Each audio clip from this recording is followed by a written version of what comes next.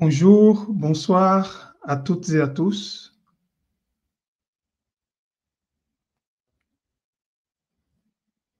OTEP, cher peuple de Côte d'Ivoire,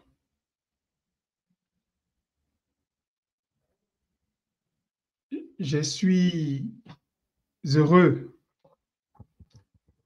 de vous retrouver aujourd'hui, toujours dans la même logique, c'est-à-dire nous rassembler au chevet de notre pays, la Côte d'Ivoire, qui, comme vous le savez, traverse de grandes difficultés politiques. Je suis votre frère, votre fils, pour beaucoup d'entre vous, et votre père aussi pour beaucoup d'entre vous. C'est avec un sentiment de gravité qu'il m'est donné en ces derniers jours de prendre la parole devant vous. La situation que connaît notre pays est gravissime. Les défis qui sont devant nous sont des défis d'ordre existentiel.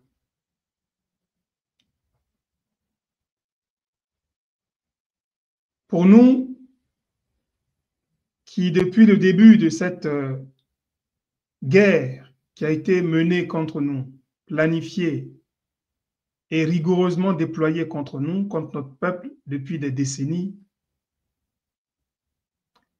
pour nous qui avons appelé à la paix de façon continue, inlassablement, pour nous qui avons pris sur nous de faire notre part de sacrifice pour proposer des solutions durables de nature à nous faire sortir du cycle infernal de la violence.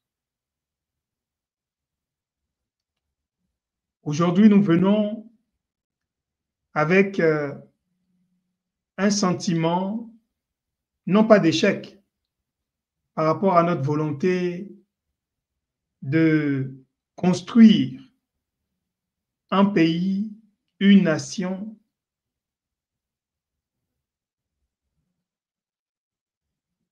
conforme, n'est-ce pas, aux exigences et aux attributs qui sont dévolus à tout peuple sur cette terre.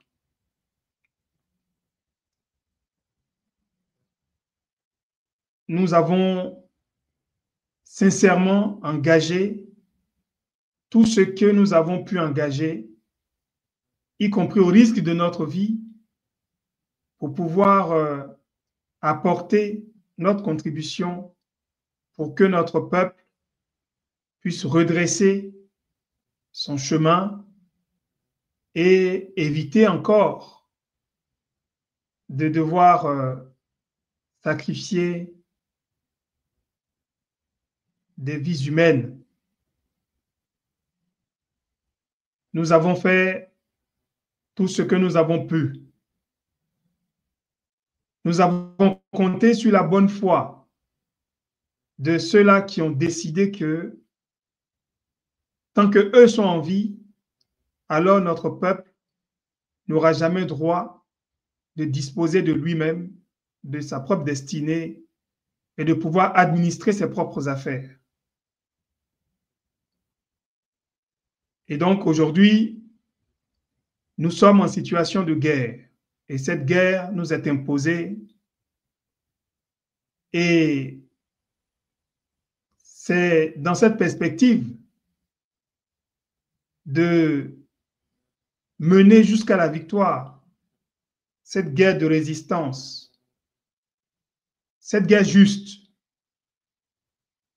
que nous venons aujourd'hui devant vous pour dire notre part de pensée, notre part de vérité, notre part d'engagement vis-à-vis de certaines dynamiques qui sont en train de se mettre en place dans notre pays, en foulant aux pieds la volonté de tout un peuple.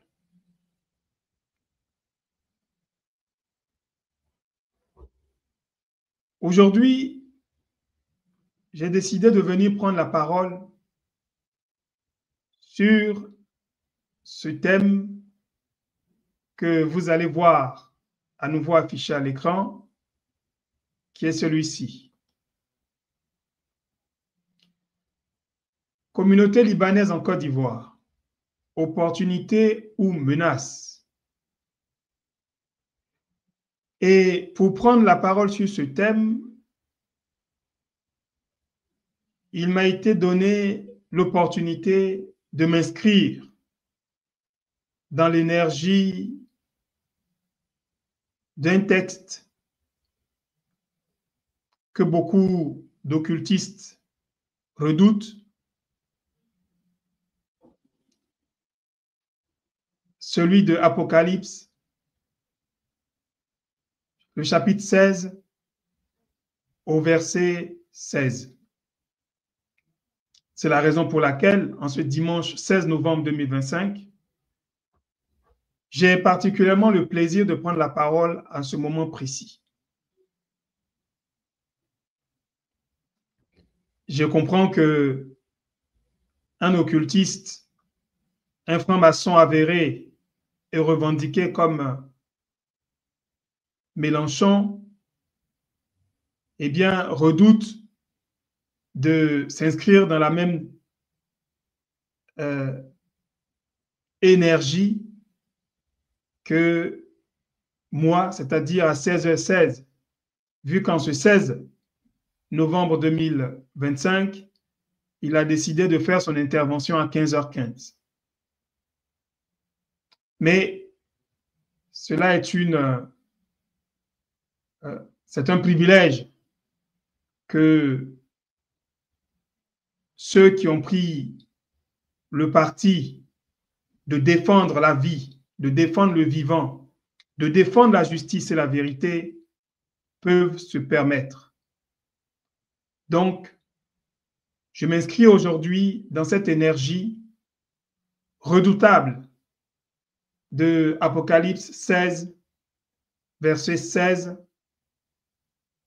Et ce texte qui dit que les rois de la terre, ainsi que tous les prophètes, n'est-ce pas, ont été rassemblés dans ce lieu que l'on appelle Armageddon, afin de pouvoir mener cette guerre juste, cette guerre sainte, pour que le règne de Dieu puisse s'instaurer sur cette terre, comme dans les lieux célestes. C'est donc une perspective de jugement et de châtiment divin que nous réservons en tant que peuple à tous ceux-là qui ont bafoué notre dignité, à tous ceux-là qui ont bafoué notre humanité, à tous ceux-là qui ont juré que jusqu'à ce qu'eux puissent disparaître, jamais notre peuple ne pourra jouir de ses droits naturels les plus fondamentaux. Ainsi donc, je suis heureux de venir à vous et de pouvoir vous adresser quelques mots dans le cadre de cette polémique qui a été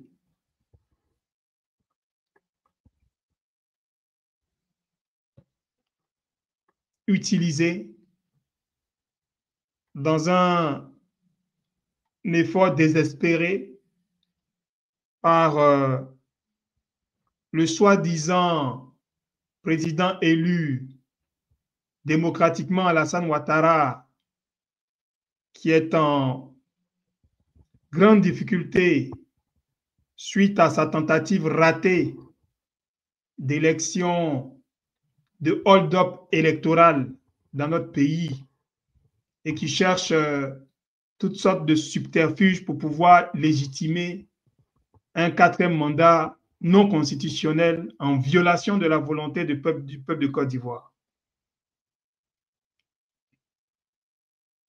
Il a tout essayé.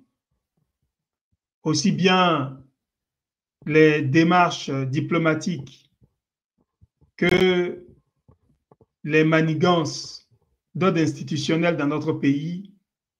Et malgré cela, le peuple de Côte d'Ivoire reste debout et le peuple de Côte d'Ivoire demande à ce poltron, à ce vaurien d'Alassane Ouattara de dégager de la tête de notre pays.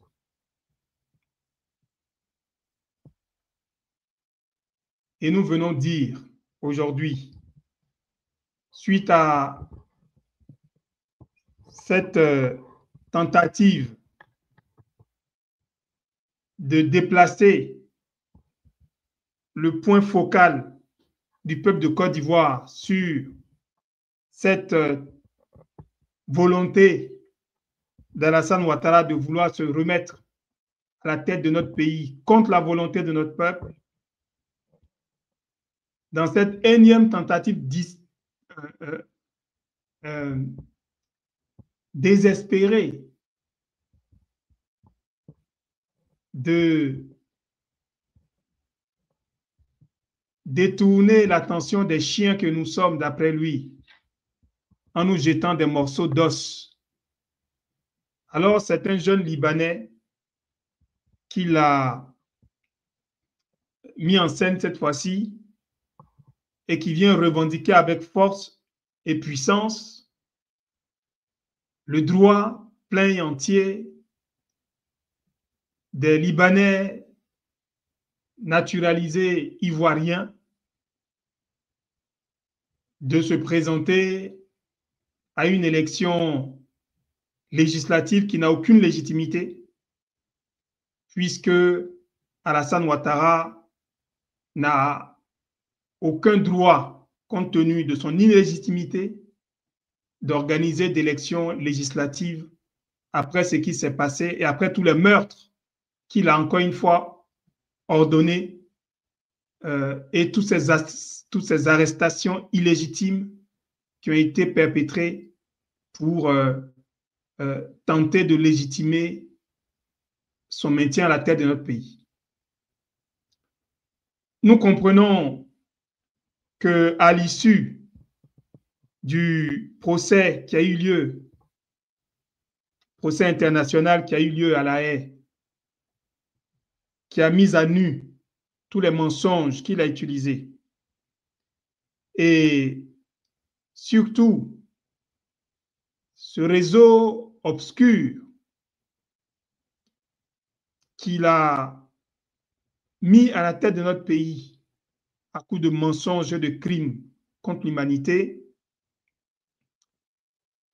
Aujourd'hui, Alassane Ouattara a peur de quitter le pouvoir pour ne pas répondre de tous les crimes qu'il a commis contre notre pays et contre l'humanité. Alors, il va utiliser nécessairement tous les moyens qu'il jugera adéquats pour essayer de rendre comme inexorable un quatrième mandat à la tête de notre pays. Mais nous disons à Alassane Ouattara, ici et maintenant, que nous, peuple de Côte d'Ivoire, nous sommes en guerre et nous acceptons de mener cette guerre contre ce régime et nous allons mener cette guerre jusqu'à la victoire.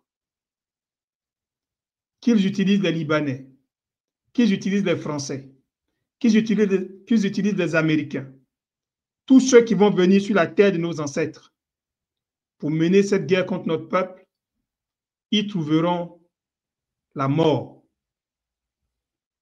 Et nous le disons avec l'assurance que quand nous menons une guerre qui est juste, ancrée dans la vérité, il n'y a aucun ennemi qui peut triompher de nous.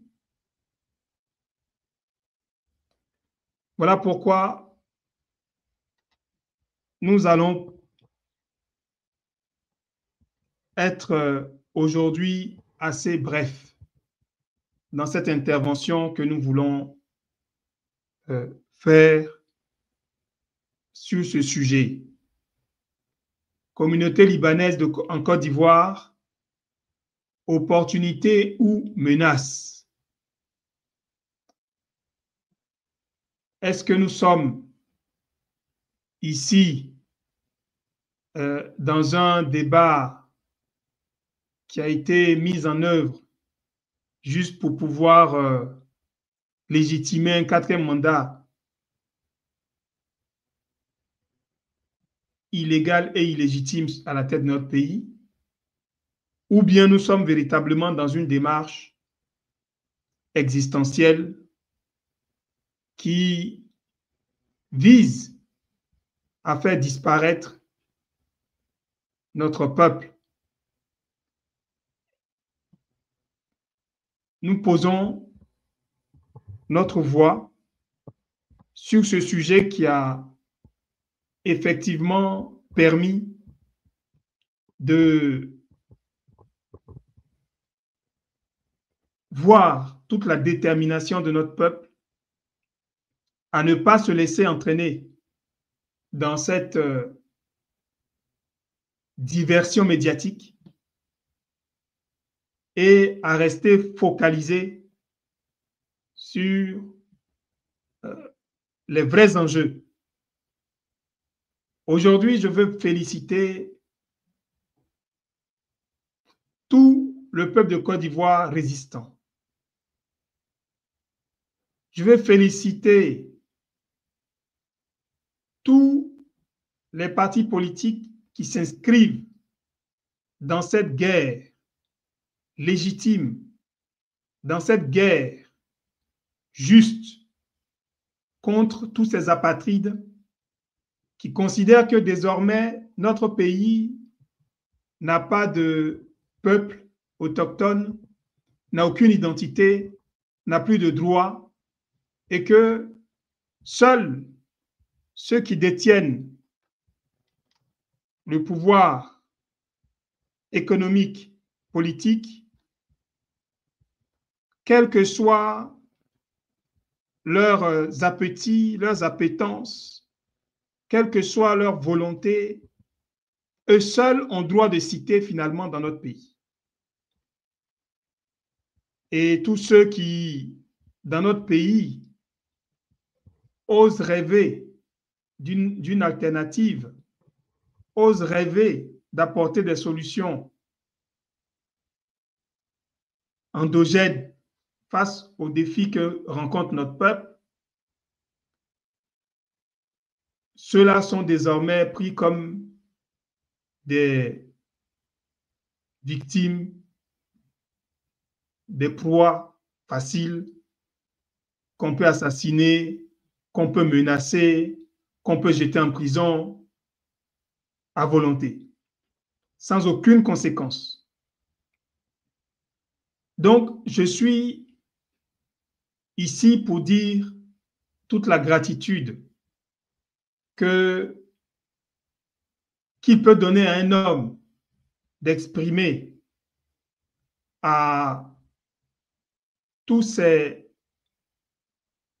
partis politiques, à tous ces animateurs de la vie politique de notre pays, qui ont décidé de se tenir du côté du peuple de Côte d'Ivoire, avec à leur tête le président Laurent Gbagbo. Je veux dire toute la fierté que je ressens par rapport au courage de cet homme qui n'a pas fui le pays, qui est demeuré au pays et qui n'a pas fait trembler sa voix quand il s'est agi de dire avec clarté au monde entier de quoi il s'agissait dans notre pays. Il a utilisé des mots justes. Il a parlé de hold-up électoral, tentative de hold-up électoral, de coup d'État civil, et les mots ont été bien choisis pour traduire de quoi il s'agit. Je voudrais, avant d'aller plus loin, aussi dire toute ma fierté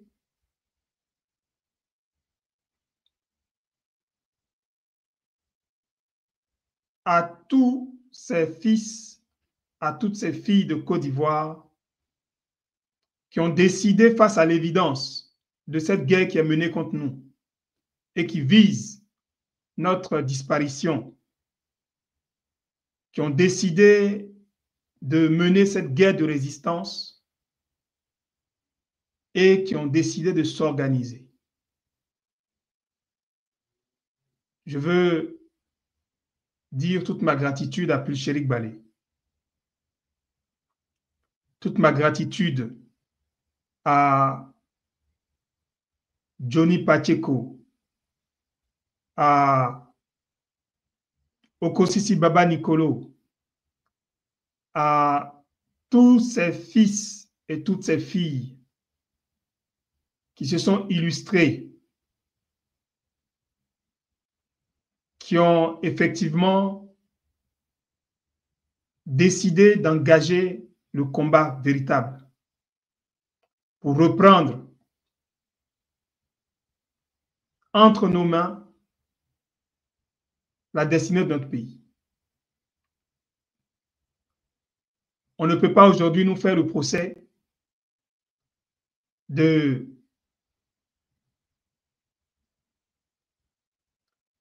des gens violents et d'être des vats en guerre, ni même le procès d'être des menteurs et des manipulateurs. C'est tout le contraire.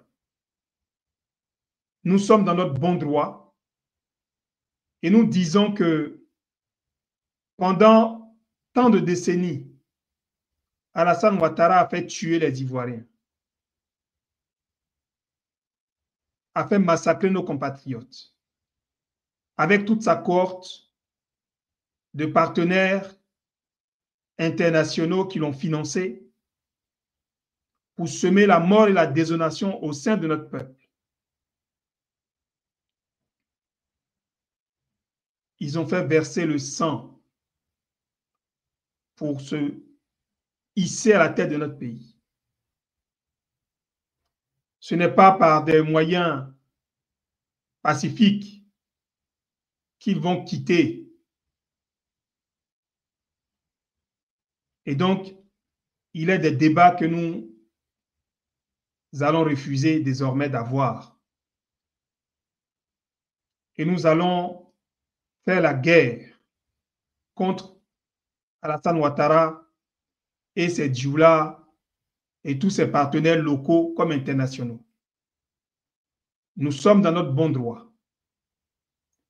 Et nous n'allons pas continuer de reculer. Nous allons nous défendre. Voilà pourquoi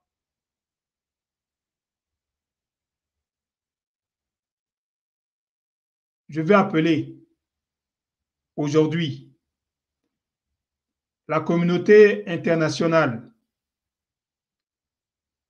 qui est éprise de justice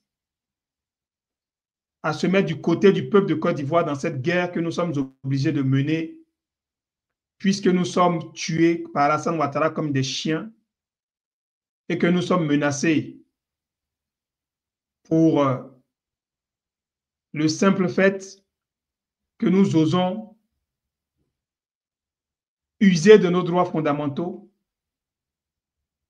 de vouloir servir notre peuple, de vouloir participer à la vie de notre pays. Il contraint à l'exil les uns en ouvrant le boulevard aux étrangers pour mettre en valeur notre pays. Et il est temps pour nous maintenant de nous organiser et de faire appel à tout partenaire international qui a suivi depuis le début cette aventure de cet imposteur que représente Alassane Ouattara à la tête de notre pays, qui ont en exécration les crimes odieux qu'il a commis pour se hisser à la tête de notre pays et crimes qu'il continue de commettre en instrumentalisant des enfants, en leur donnant des machettes, en instrumentalisant les institutions de notre pays pour pouvoir continuer à s'imposer et à imposer l'injustice et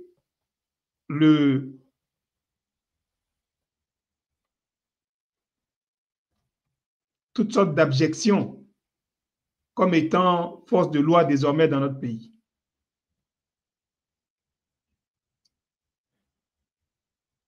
Je veux donc que nous, peuple de Côte d'Ivoire, nous constations cette ligne de démarcation nette qui, fort heureusement, se met en œuvre entre ceux parmi les fils et parmi les filles de Côte d'Ivoire qui ont décidé de se lever pour défendre la dignité de notre peuple et ces étrangers qui ont été utilisés pour piller notre pays depuis la colonisation jusqu'à ce jour et qui entendent désormais écarter notre peuple de son droit au sol sur la terre de nos ancêtres. Donc, à tous ces fils et à toutes ces filles de notre pays, je veux vous appeler à une mobilisation sans précédent, à une vigilance sans précédent pour que nous restions focalisés sur l'essentiel. Nous organiser, frapper ce régime et nettoyer notre pays pour donner le droit à notre peuple de repenser son avenir. Voilà la seule mission capable de garantir notre survie collective sur cette terre de nos ancêtres. Cela fait plus d'une dizaine d'années, lorsque cette guerre a été imposée à notre pays, que moi j'ai décidé de m'engager. Et je me suis engagé avec une volonté de non pas critiquer pour critiquer, de non pas dénoncer pour dénoncer, mais d'être constructif et d'écouter tout le monde et de réfléchir pour que nous puissions apporter des solutions concrètes, de nature à permettre à notre peuple de pouvoir reconquérir eh bien, sa liberté dans la paix. Je l'ai fait devant vous tous avec abnégation, en bravant très souvent même des menaces contre ma vie.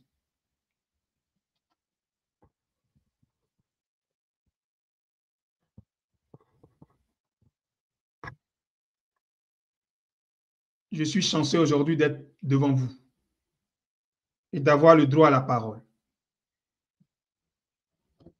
Beaucoup de proches, parents, n'ont pas eu cette chance. Ils ont été victimes de mon engagement politique et je veux rendre hommage aujourd'hui à ma mère qui a été empoisonnée par Alassane Ouattara en 2020 pour chercher à faire en sorte que je puisse rentrer au pays afin de me faire taire définitivement. Le peuple de Côte d'Ivoire a assez longtemps reculé. Mais aujourd'hui, nous ne pouvons plus reculer.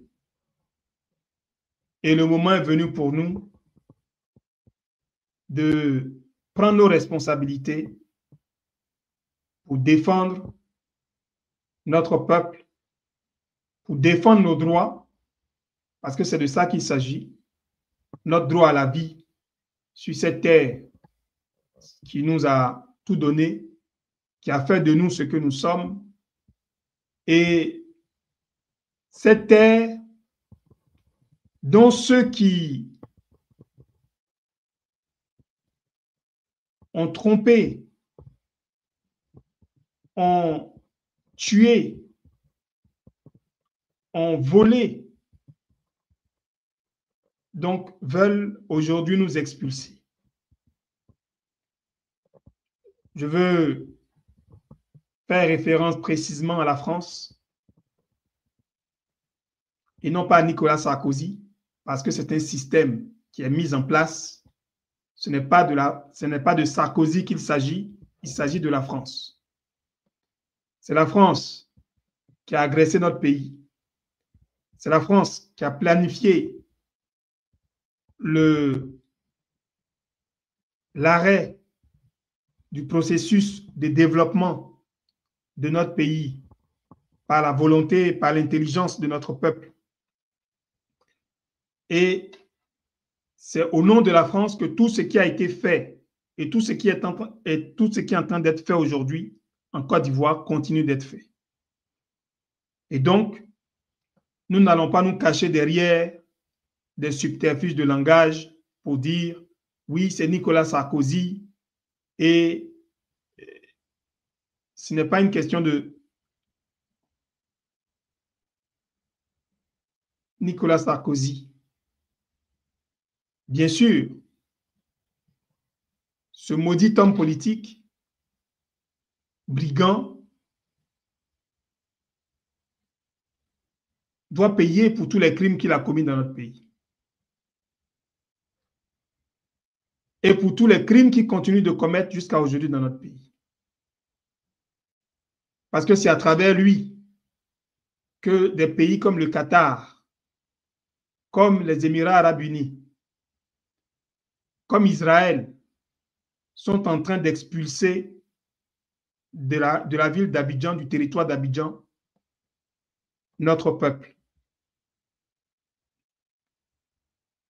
C'est à travers Nicolas Sarkozy et tout le système de la France mis en place qu'aujourd'hui notre peuple est menacé d'extinction pour sauver l'économie américaine et l'économie française qui, malgré les milliards détournés pendant le Covid-19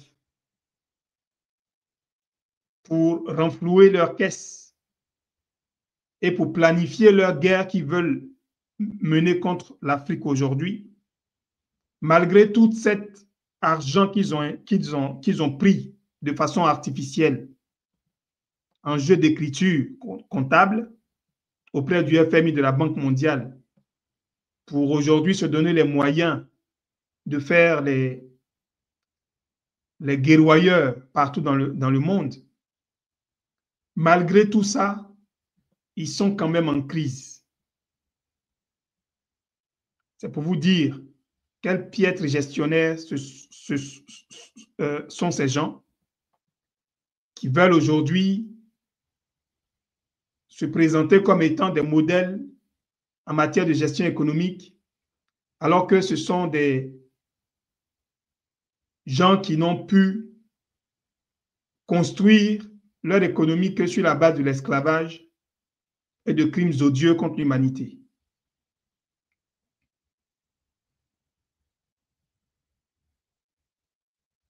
Nous allons dire les choses telles qu'elles sont, parce qu'il s'agit pour nous aujourd'hui de désigner nos ennemis et de les combattre à la lumière du jour et devant le monde entier. Nous n'allons pas nous cacher derrière notre petit doigt. Nous n'allons pas faire semblant d'ignorer ceux qui veulent aujourd'hui exterminer notre peuple. Nous allons vous combattre en face. Et nous ne viendrons pas nous livrer comme étant des brebis que l'on envoie à l'abattoir. Nous appelons aujourd'hui tous les partenaires qui sont épris de justice, tous ceux-là qui pensent que le peuple de Côte d'Ivoire a le droit de se défendre, tous ceux-là qui sont prêts à soutenir ce peuple, tous ceux-là qui ont été meurtris face à la souffrance que vit notre peuple depuis tant de décennies. Je vous demande de faire usage de votre droit légitime d'assistance à peuple en danger pour soutenir tout effort de guerre légitime que nous devons mener contre tous ceux-là qui ont décidé que désormais notre peuple doit disparaître sur la terre de nos ancêtres.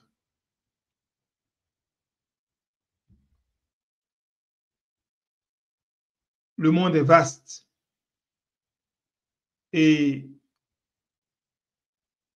aucune injustice ne peut prévaloir contre la volonté de tout un peuple déterminé à défendre sa dignité.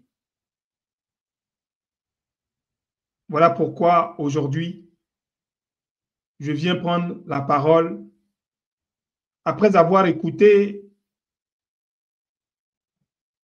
tous ceux qui ont pris la parole pendant cette tentative de diversion médiatique sur ce sujet de législatif en mettant en scène des Libanais qui veulent devenir maintenant les députés, qui veulent, après avoir confisqué le pouvoir économique dans notre pays, en bénéficiant bien sûr des largesses des colons français qui ont été les chercher au Liban pendant la colonisation pour venir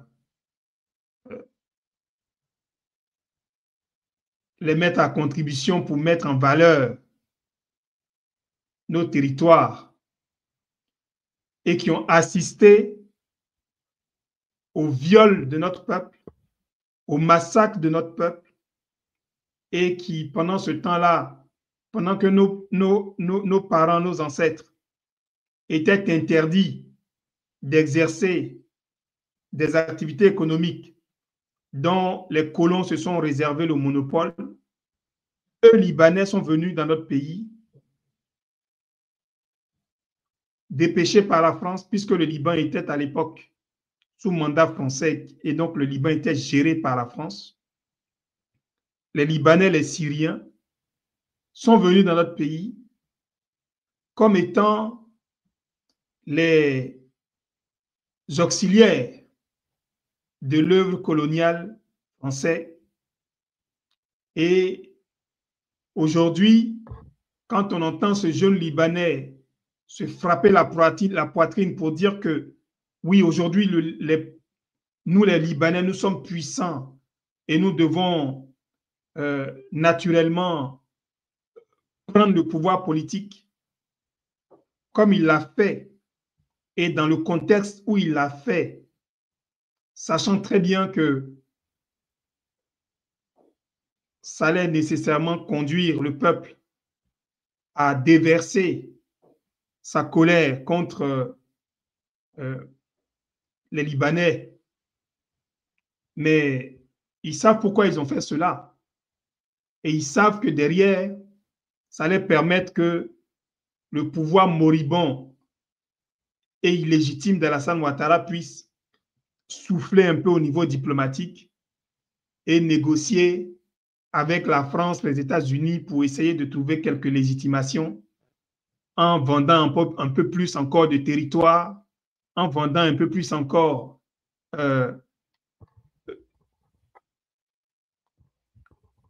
tout ce qui peut rester encore d'actifs dans notre pays. Donc, c'est un jeu dans lequel ils sont et je pense que la dynamique qui a eu lieu dans ce débat nous a permis de dire la détermination de notre peuple à ne pas tomber dans ce piège-là. Et pour ça, je tiens à dire toutes mes félicitations au peuple de Côte d'Ivoire. Les Libanais sont un épiphénomène dans cette guerre qui est imposée à notre peuple. Ils ont été utilisés comme un outil. Mais nous avons déjà une grande victoire. Et nous devons rester focus sur le sujet principal. Nous devons dégager le système politique actuel. Nous devons ensuite nettoyer notre pays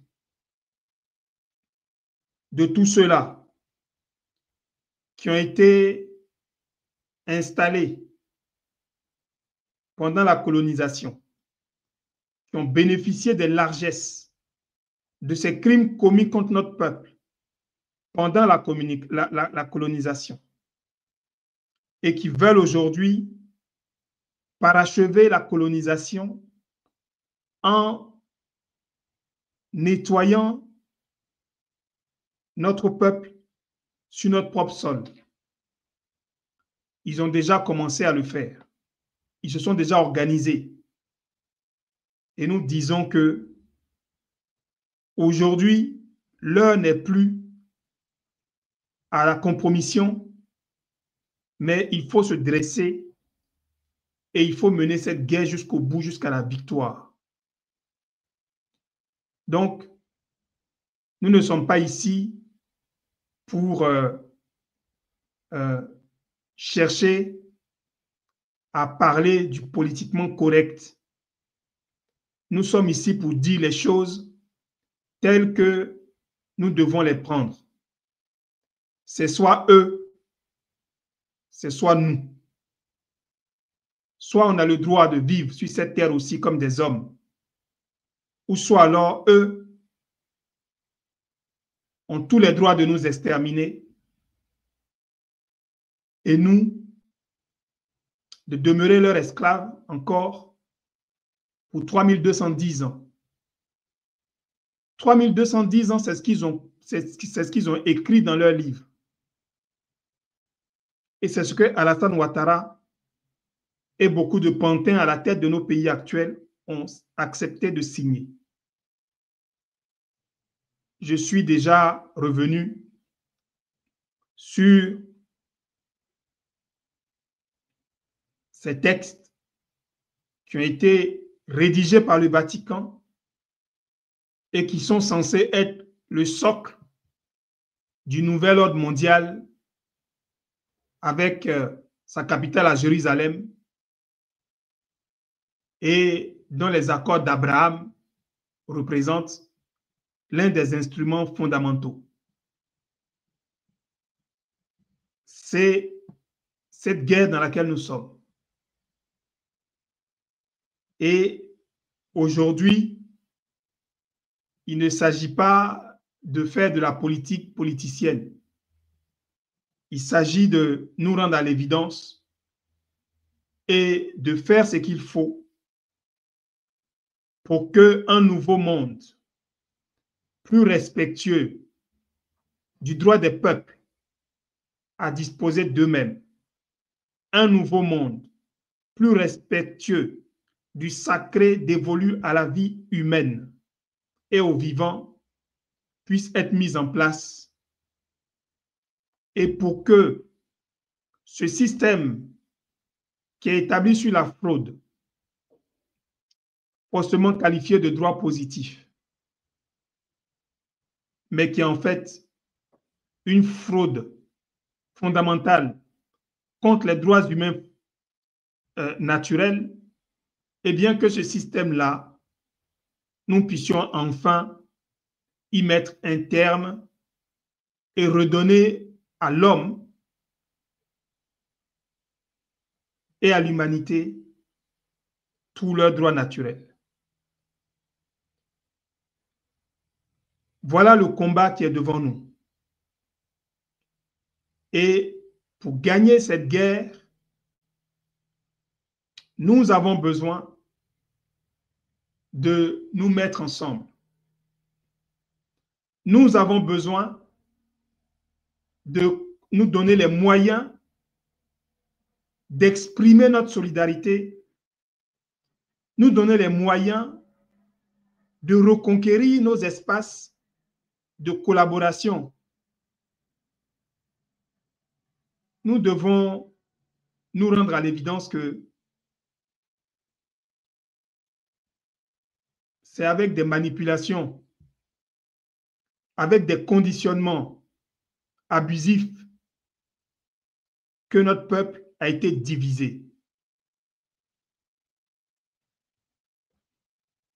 Mais aujourd'hui, pour la survie de tout le monde, nous sommes bien obligés, et cela est heureux, de reconquérir nos espaces de solidarité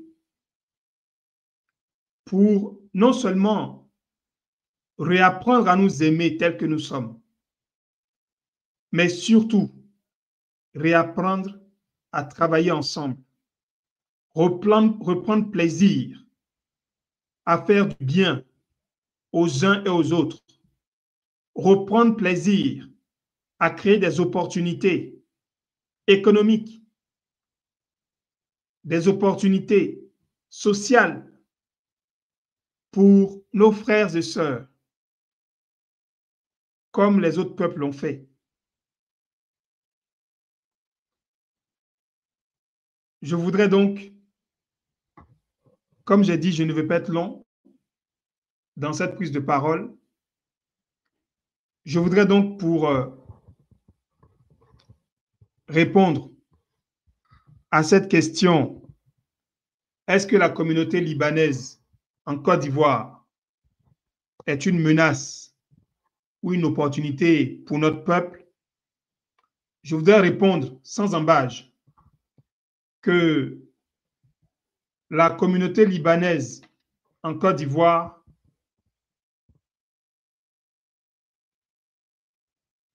est fait partie des peuples qui doivent répondre de leurs crimes contre notre dignité. Ils ne sont pas en Côte d'Ivoire comme étant des Ivoiriens. Ils sont en Côte d'Ivoire comme étant un territoire conquis.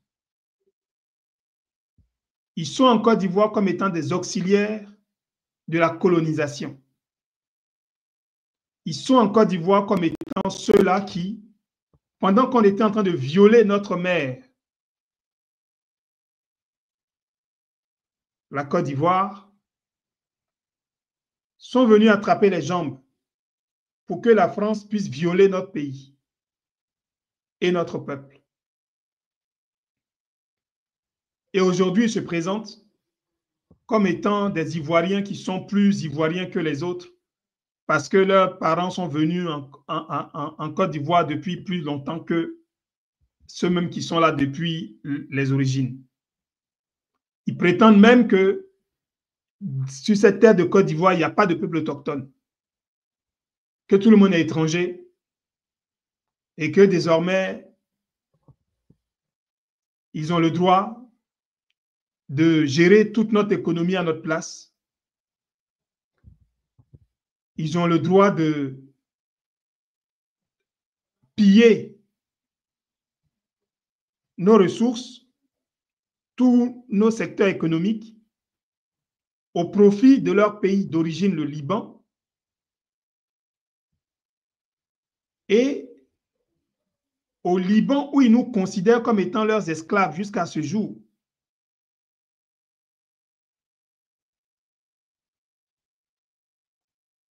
Nous sommes en guerre. Et il n'y a pas 10 000 façons de le dire, il n'y a pas 10 000 façons de le voir, il n'y a pas 10 000 façons de l'imaginer. Nous sommes en guerre.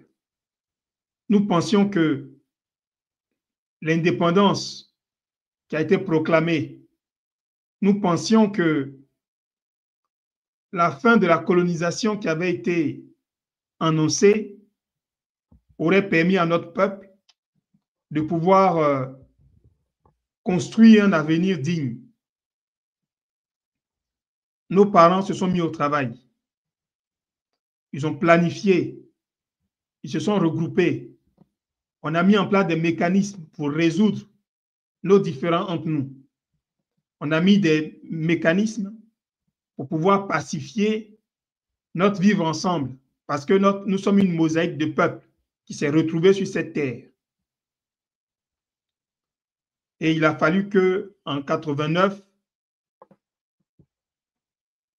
François Mitterrand, qui est le père du génocide au Rwanda, qui a vu qu'avec la dynamique économique qui avait été mise en place et pensée par nos parents, nous allions pouvoir nous libérer du joug français économiquement et politiquement. Alors, ils ont fait intervenir leur fameuse conférence de la Baule. Ils ont fait intervenir avec Israël et les États-Unis comme étant les principaux financiers de cette cabale internationale contre notre peuple, leurs agents locaux, dont Alassane Ouattara hier, et aujourd'hui, des gens qu'on plastronne à la tête de partis politiques, comme le PDCI, comme les Tidiane Thiam et les gens de leur acabit, qui n'ont aucun ancrage par rapport, n'est-ce pas, à la terre de nos ancêtres, et qui pour eux, tout ce qui est en Côte d'Ivoire doit être vendu. L'héritage de nos ancêtres n'a aucune valeur, ne mérite d'être défendu par aucun principe. Ce sont des commerçants à qui les étrangers viennent faire les yeux doux et qui prennent leur part de commission sans état d'âme. Voilà ce que représente ce système aujourd'hui qui doit être détruit pour que nous puissions remettre un système plus vertueux à la tête de notre pays et redonner à l'Afrique le droit à la vie. Donc, l'ennemi aujourd'hui que nous devons mettre hors d'état de nuire, c'est Alassane Ouattara et ce système néocolonial ourdi par les États-Unis et la France et qui n'ont pas prévu que nous puissions survivre sur cette terre d'Afrique, mais qui ont prévu de faire de notre pays une base arrière pour aller reprendre de force leur emprise sur les territoires du Liptako-Gourma qui ont été reprises en main par une dynamique d'émancipation des peuples du Sahel. Mais tandis qu'ils vont mettre en œuvre leur plan de guerre contre nos frères du Sahel, nous devons nous organiser pour pouvoir nous associer avec nos frères du Sahel pour détruire au sein de ce pays qu'est la Côte d'Ivoire tous ces traîtres qui ont juré que eux vont servir d'instruments pour semer la désolation et la mort contre notre peuple tant qu'eux sont en vie. Donc, aujourd'hui, je ne suis pas venu pour dire les choses en faisant preuve de figure de style. Je suis venu pour dire les choses telles qu'elles sont.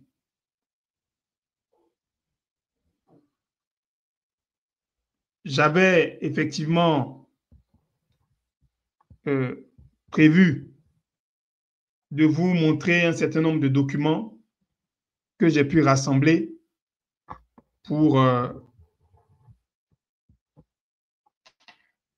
vous dire que cette histoire avec les Libanais, ce débat avec les Libanais qui veulent devenir plus royalistes que les ayants droit que nous sommes, n'est pas nouveau. C'est un débat qui a déjà eu lieu pendant les temps coloniaux.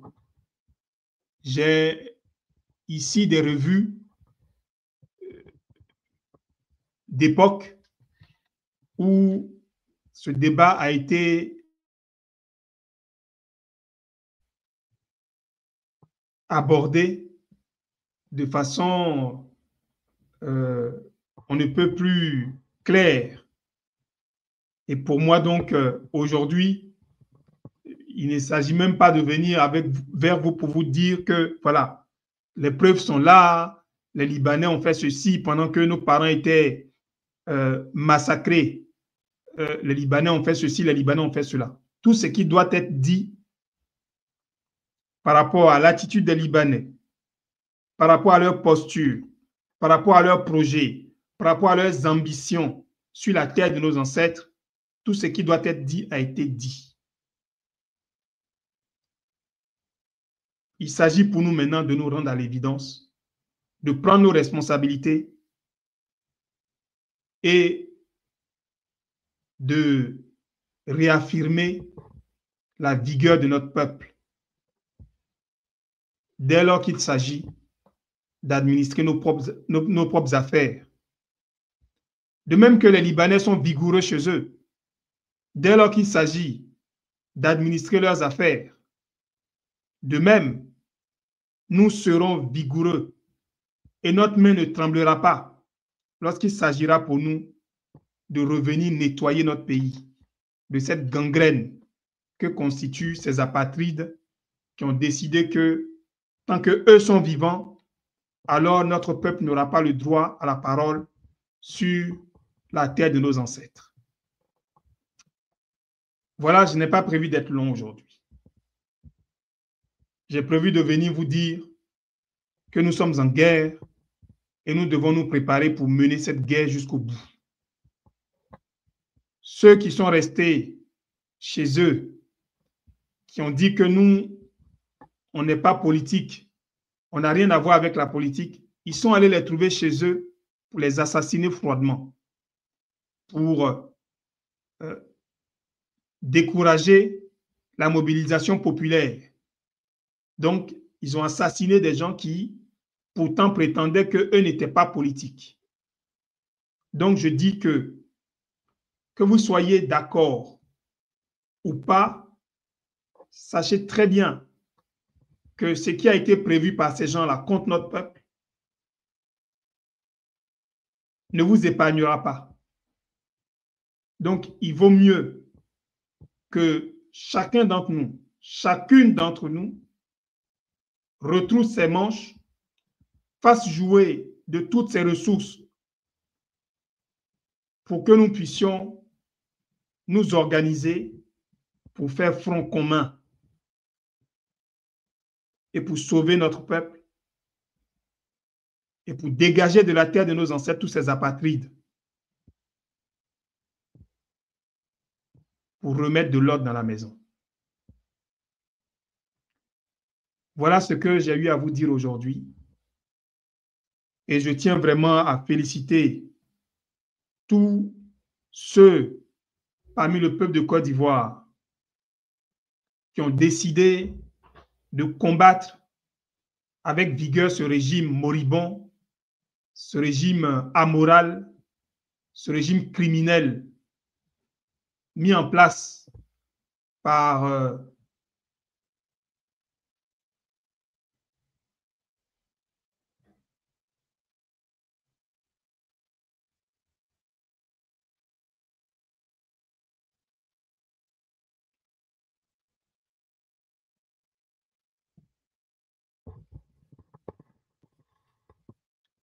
l'essentiel est dit. Je veux donc, pour sortir de cette prise de parole, vous dire toute ma disponibilité,